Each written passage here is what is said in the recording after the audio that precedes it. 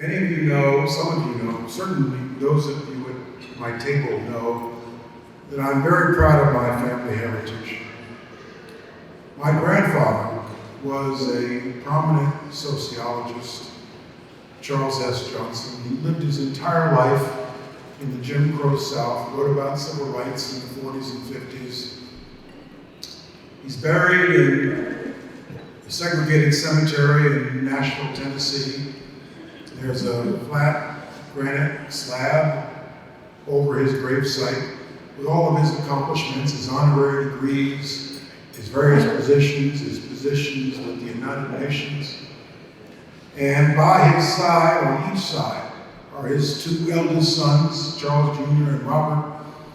Same thing, granite slab with their accomplishments. There were two members of the famed Tuskegee Airmen in World War II.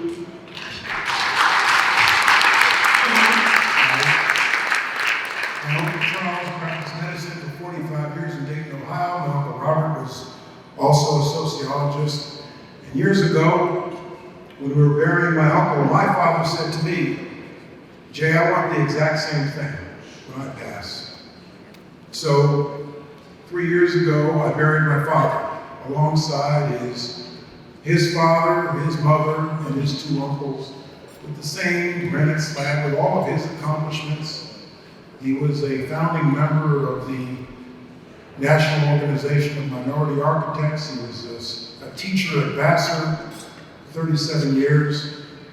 All of that is on his gravesite.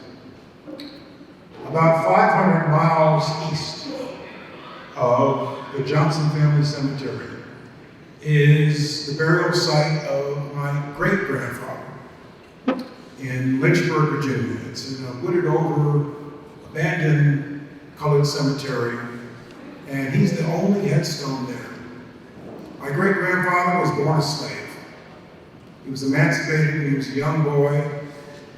He put himself into college, became a Baptist preacher, and pastored his church for 43 years. The church is still in Bristol, Virginia, the Lee Street Baptist Church, founded by the Reverend Charles H. Johnson. Look at his headstone. Look at his headstone. It says 3 words.